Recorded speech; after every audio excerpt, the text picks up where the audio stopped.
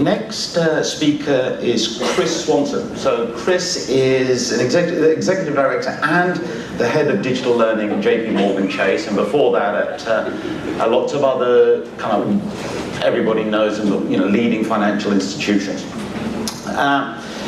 So in terms of background, Chris has published many articles on mobile learning, gaming theory applied to learning, user-generated content. But sometimes the world and the universe throws up beautiful little coincidences. The one thing that I didn't know is that he also happens to be a spin instructor at a place called Cycle London. So if Carrie is still around somewhere, there may be a spin down or whatever it's will be. Chris this morning is going to talk to us about if your business only knew what your business knows. Chris, welcome. Thanks.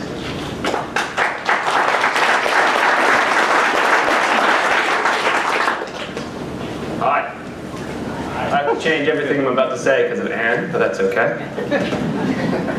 Let's go ahead and put up the first slide. Are my slides up? Nope, that's way too far. There we go. So, if your business only knew what your business knows, right? I was going to call this presentation why I try to put myself out of a job every few years, but my boss is in the room, so I don't think that's too good of a thing to do. And also, I don't think JP Morgan Chase would let me use that as my title. But really what the point of this conversation is about is if you look around the people in the room, the presentations that you've seen, if you're an L&D professional in a very traditional sense of the word, you probably are thinking, what the hell am I supposed to do with myself, right? All this democratized content is sitting out there.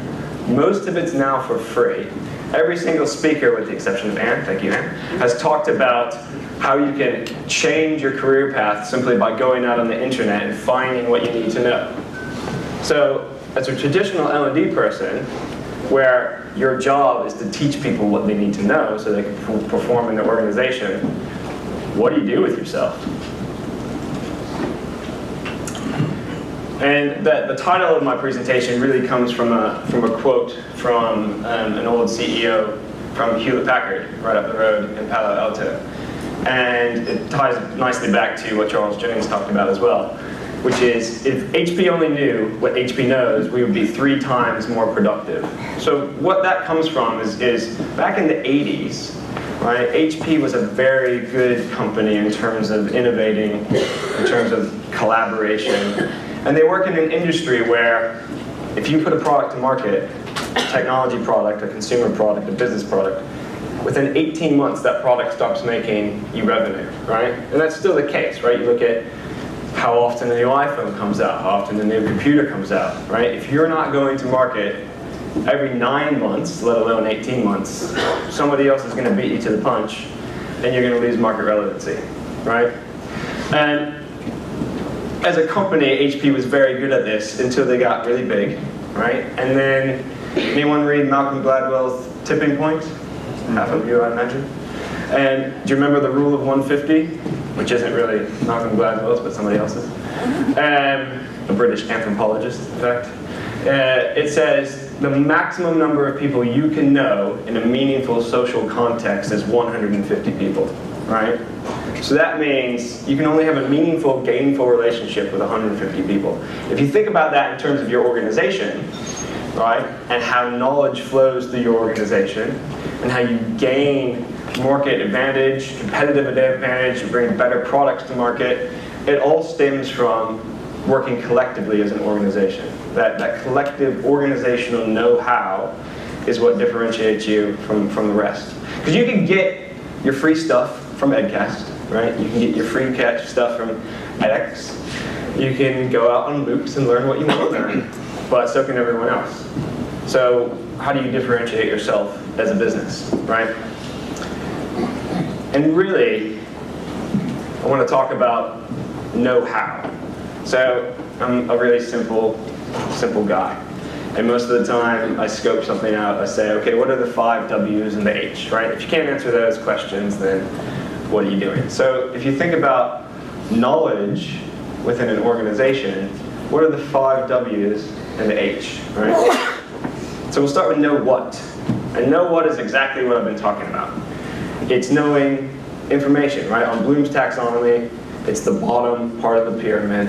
It's knowing information. So how do you code hello world in Java, right? Chances are you can get that for free on the internet, you can Google it, you can get it from EdCast's, etc. There's also an element of knowing what internally in a business. So what are our policies, right? What am I supposed to do in the instance where this happens? So your procedural type stuff, right? And that's fairly commoditized as well. But if you think about the know where, right? So this is your organizational details. So where in an organization am I supposed to do this? So I know what to do, where am I supposed to do it? What's the process, what's the system, right? And when you put those two things together, you start to get this sense of organizational know-how. So this is your organizational dexterity. You know what to do, you know where to do it, so therefore you can do your job, right? I call it the ability to essentially free up information. When you find it, you free it, and you let it flow throughout your organization. And putting these aspects together, right? This organizational know-how really becomes the crux of the other 3 W's, right? In case you were wondering what happened to this. So know why, right? Knowing why you should do something is pretty critical. If you know what it is, where to do it, you know how to do it, do you know why you're doing it? And this really is an element of business strategy, right? And is the crux of a well-used term within the L&D space called competency. If you add in the how and when, right, you get customer insight. So knowing when to do something, or better yet, when not to do something, based upon market conditions, based upon what's happening with your customer, right, that gives you experience, right? So knowing how and knowing when is experience. And I think we'd agree that's a fairly important part of organizational dexterity. And then the final bit is knowing who, and this is the key one for the remainder of the conversation. So knowing how and knowing who, so who do you go to in an organization, right? Who is the expert in that space? I call it organizational agility, but I like words like attitude, gumption, fortitude, much more powerful spin instructor type of words, really. So, going back to what you just heard from Anne, for getting away a few of my punchlines. Has anyone heard of an organization called Towards Maturity? No. Yes, one person, Charles Jennings. Anyone else British? So we're great, and I've got dual nationality. I grew up in America. I live in the UK. I've been there for 10 years. We love our ATD. We love our Burson, right? And I know we'll hear from Josh later.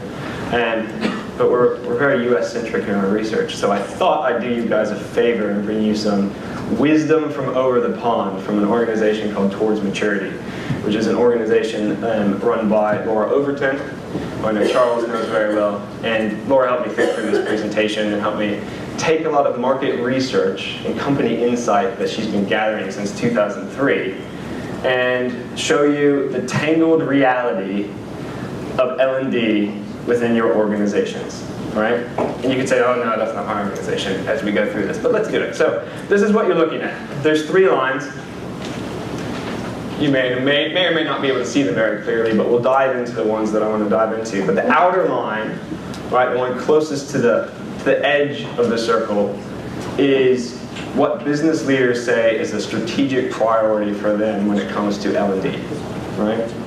The other 2 lines are what businesses say they have the skills in place within their organization against each one of those values, right?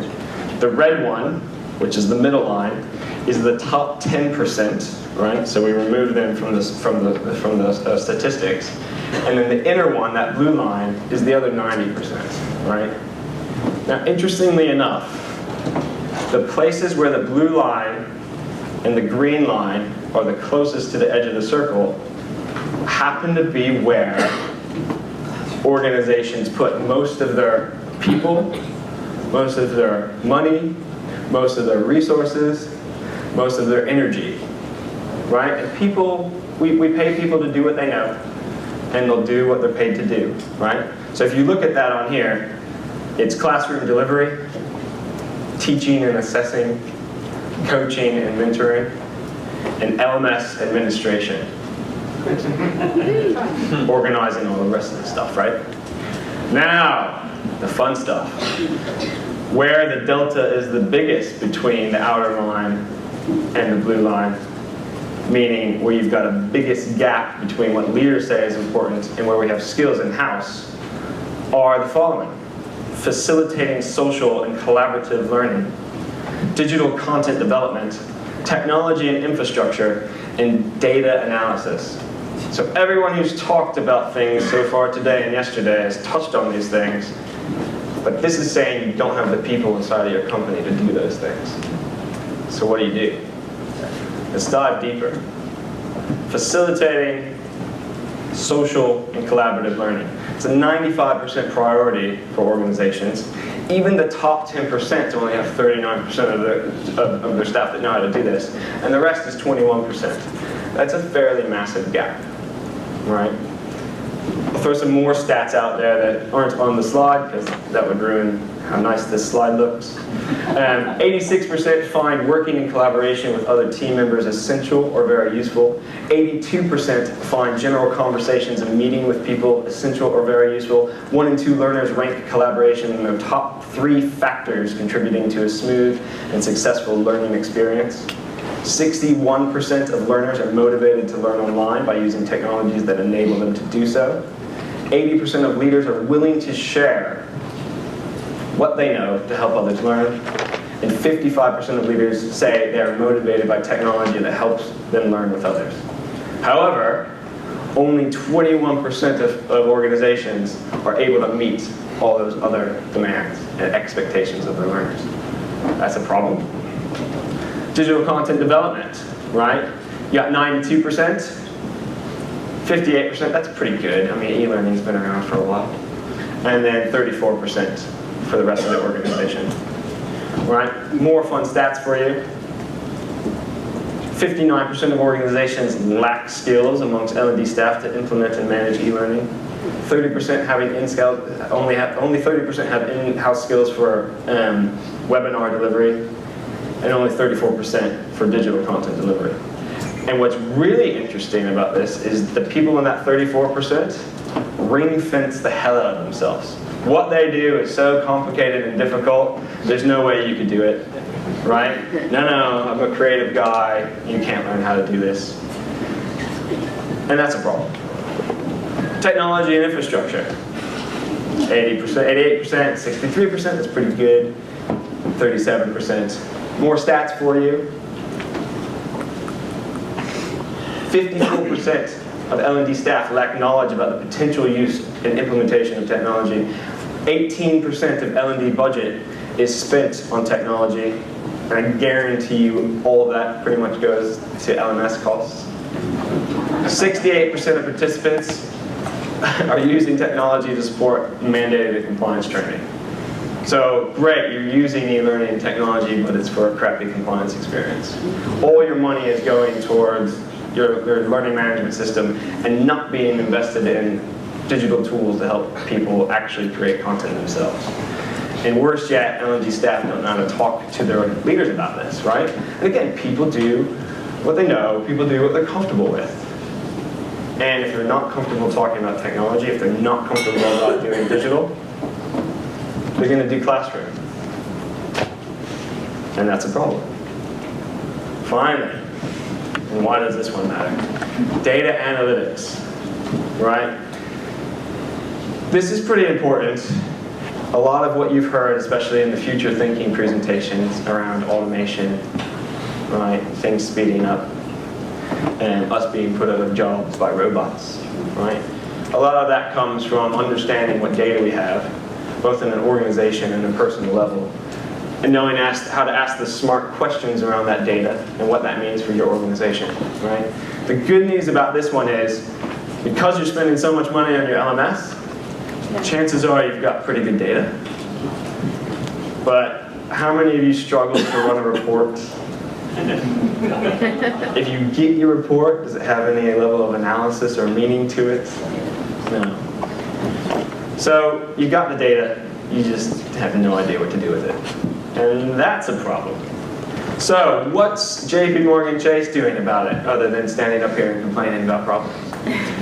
Much like Anne, we recognized that we had to disintermediate ourselves, right?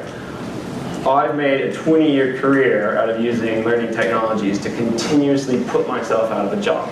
I firmly believe that much like HP, and much like your technology companies, if you're in a technology learning role and you don't constantly try to put yourself out of a job every 18 months, let's make it 2 to 3 years just to be safe, you're doing yourself and your organization a disservice, right? Why do I have to sit in the middle of a person who needs to know something and a person who knows something just because I have the keys to the kingdom? Just because I have these tools that I've ring-fenced myself into? So now we got out of the way and we said, listen, you know what you know who needs to know it.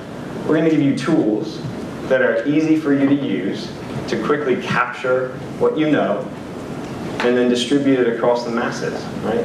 And then for the masses, we're going to give them tools to be able to quickly find the people that know stuff that they need to know and find things that they want to know, right? We call it SME Central. Definitely needs a better name, but that's what it's called, right? It's been around for 4 years. We've got 61 channels. There's over 700 experts. Of a company of 250,000 people, you'd say that's not very high, but not everyone's an expert, right? So even in the world of user-generated content and peer learning, you have to be careful about who's sharing what with who, right? And there are tools and techniques to do that. We've created over 1,600 of these videos, and they've been watched nearly 200,000 times. So we've created a way to get people in touch with the people who have the information, and the people who have the information to quickly get that out of there. There's a lot of archived stuff that's not in these numbers. So the videos number is probably closer to 3,000. What I like, because I run the digital learning team, is that's 3,000 courses I didn't have to build, right? That's 3,000 courses that my limited technology budget and limited number of people who have digital learning knowledge didn't have to waste their time on, right? They were able to spend time on stuff that may be higher value, right? Where the specialty skill probably really came into play. So, we've got like 4 minutes left, right? I started with a quote. I'll end with, I went really backwards. I forgot that was the future of learning, and just going backwards in times with my quotes.